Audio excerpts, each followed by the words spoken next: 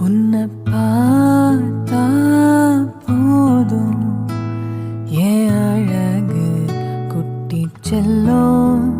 இந்த ஜென்மம் தீரும் ஏன் அழகு குட்டி செல்லும் இறைவன்